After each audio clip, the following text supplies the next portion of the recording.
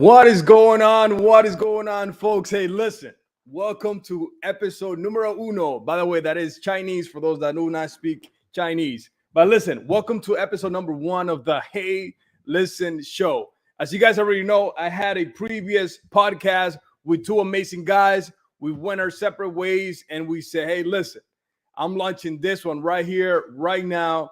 And my job here is to give you everything we got to build a personal brand, to monetize with a personal brand, to build true following on social media, right? And really actually make a living out of this if you choose to, all right? So if you are in business, if you're an entrepreneur, if you're a sales guy, if you have a product online, right? If you have an OnlyFans, do not watch. No, I'm just kidding. But listen, if you're looking to monetize and actually have either an extra source of income or you want to make something your main source of income and you have no clue where to get started, well, hey, listen, this is the podcast for you. We're going to be live every single Wednesday at 6 p.m. Eastern time. We're going to do our best to keep it within 20 to 30 minutes. If we go longer than that, it's because we got some massive value that we're giving you and you have a bunch of questions. But other than that, this podcast is meant to be short, direct, and more like consider this like a free course access, right? So today we're going to be talking about step number one to building a personal brand. Now, nowadays, I don't know if you heard, personal brand is the way to go. Back then, it used to be corporate brands. Back then, it used to be the product. Like if you go online and you go like, for example, right now on Instagram and you go on Red Bull, you look up the Instagram for Red Bull, you see that they have very little mentions of the actual product, right? Or for example, for those of us that like Air Jordans or Nike, right? It's very little about the shoe and how comfortable it is. It's more like, how do you feel when you wear that sneaker, right?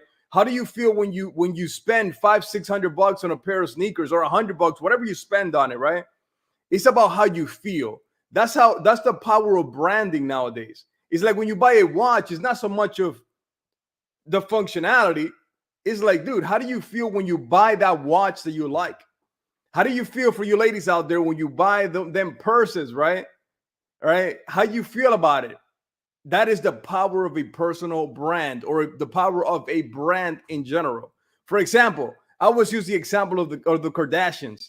You could love them, you could hate them, but I tell you, those ladies are amazing at marketing a personal brand. Go on their social media. They got over 100 million followers. Why? Because they know what the people want. They give them that. The people like them. They trust them. And whatever they decide to sell after that, people are going to buy.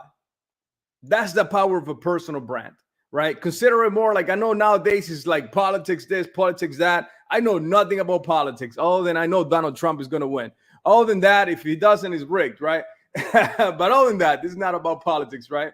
But it's like, that's how you build a personal brand, right? You build your name. People like you. People trust you. And then you attach a product or a service to it that helps people. By the way, I would not recommend you do like most people do out there.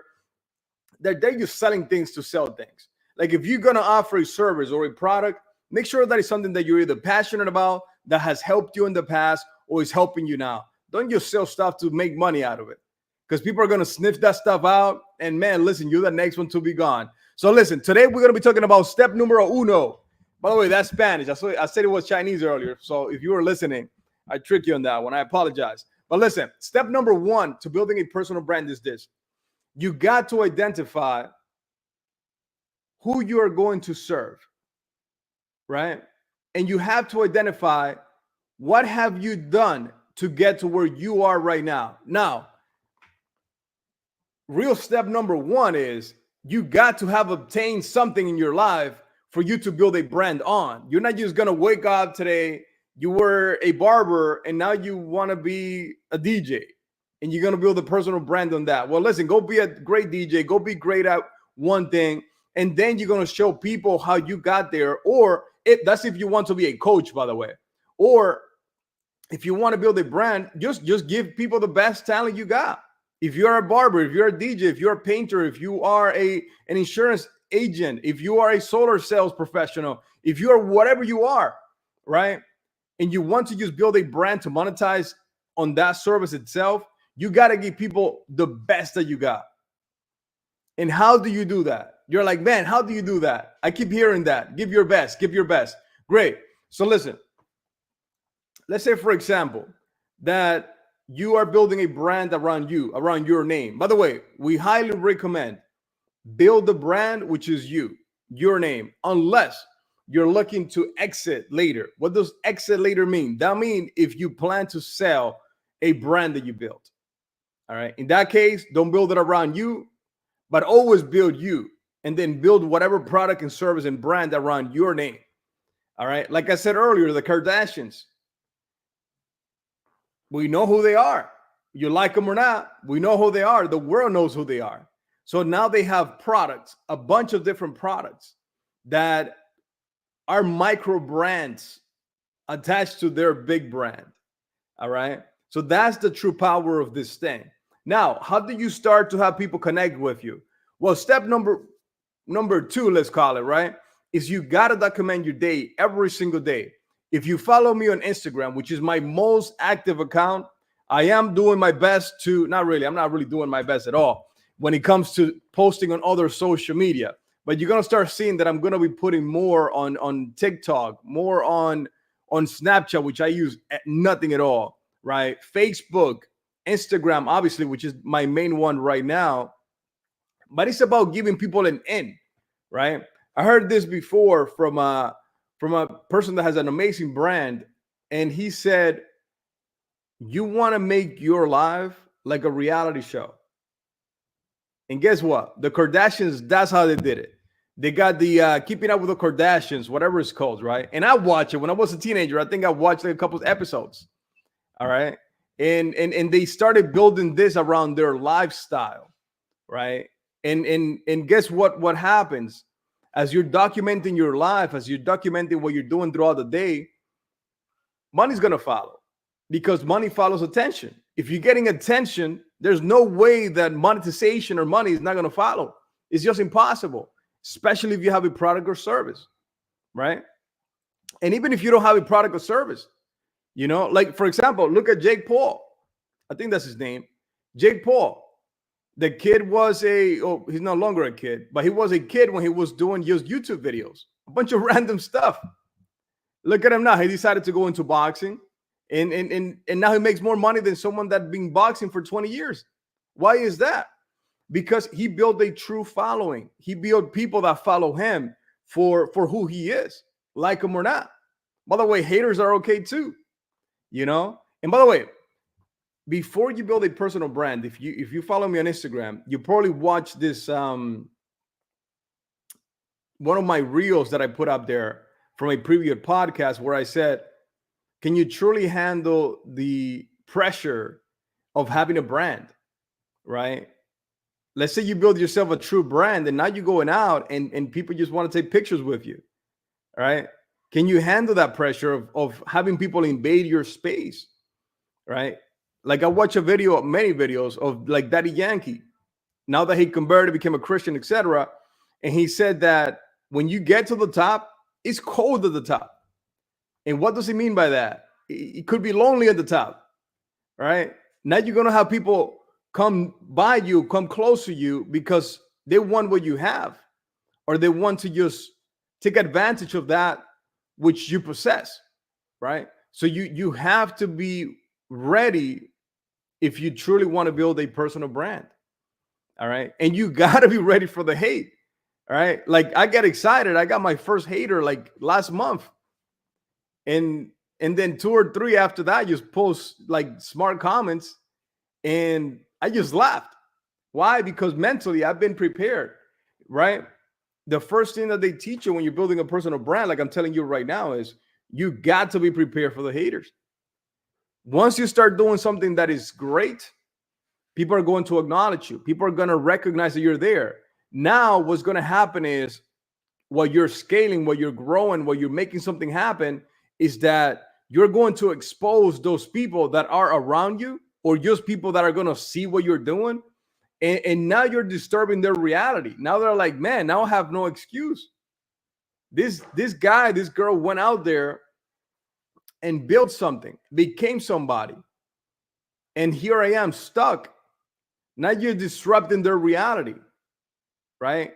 And how their lack of actions haven't gotten them past where they are now.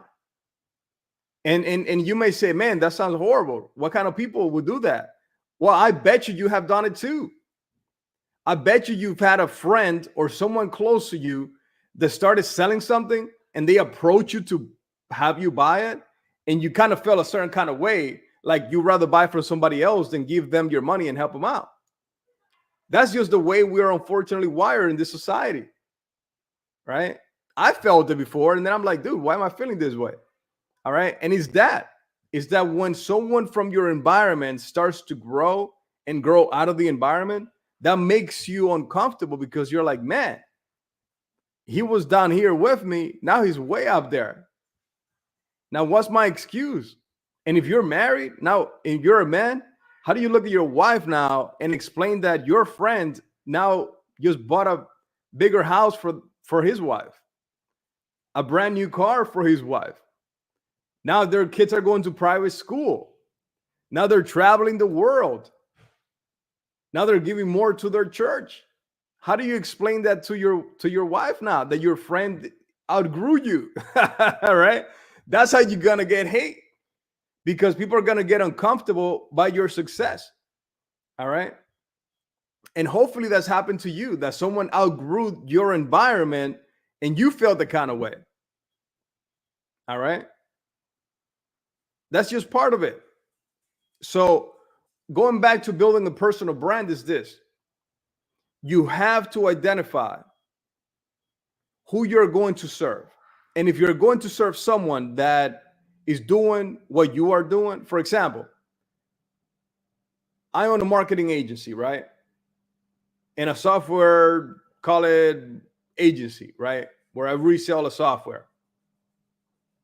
And I just launched a coaching to help agency owners and those entrepreneurs that offer a similar software or the same software as a service.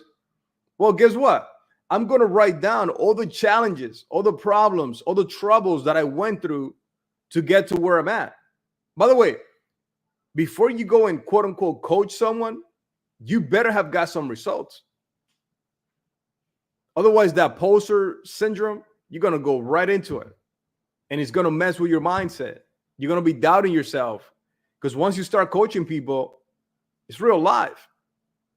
You got to answer real questions, right? You got to give true knowledge. And if you don't have that experience, you're just going to go through hell. Right? So that's step number one. Identify who you're going to serve. And for example, look, if I was selling cars, for example, all right, and I'm selling luxury cars, well, I'm going to sit down and I'm going to write down, hey, who would buy this type of car? It's not the average person.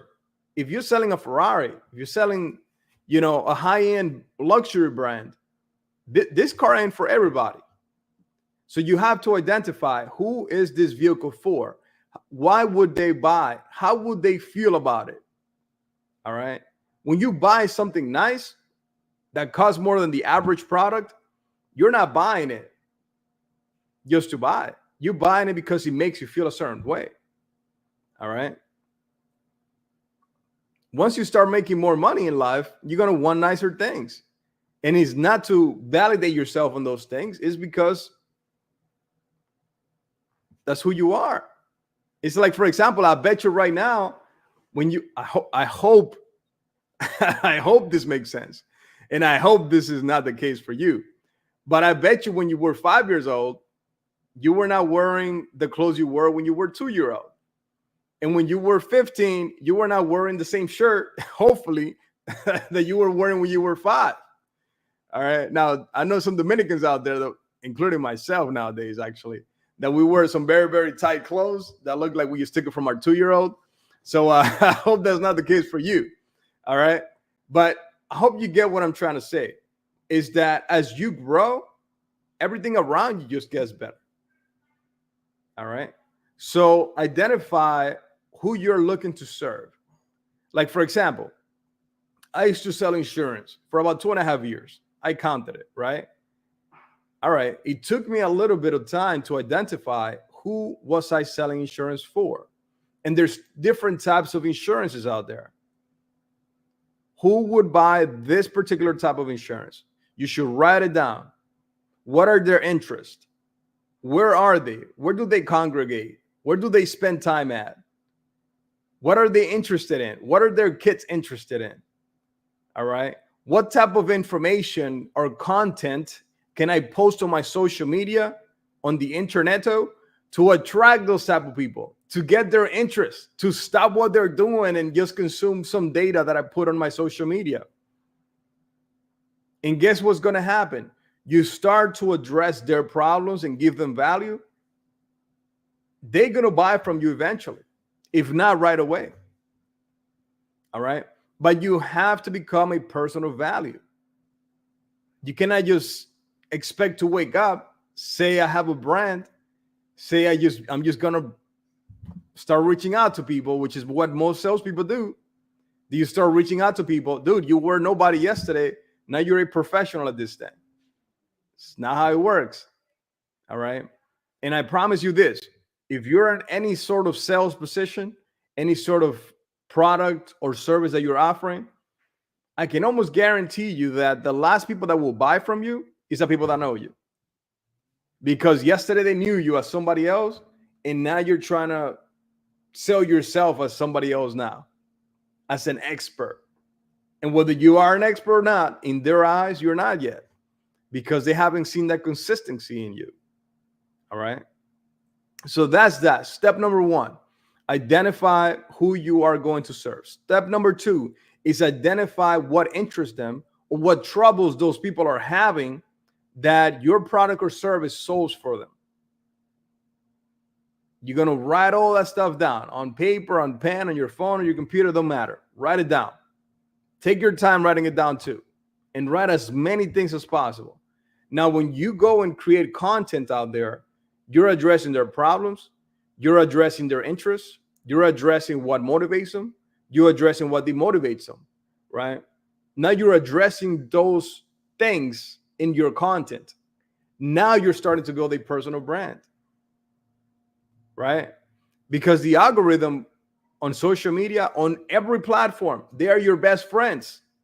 If you post good content that people will stop to watch and listen and consume and share and press like and comment on there and save it, the algorithm loves you now, because now you're retaining people on the platform, which is how they make millions of dollars, by having advertisers like myself and obviously bigger companies that are investing all this money on the attention of the people on the platform.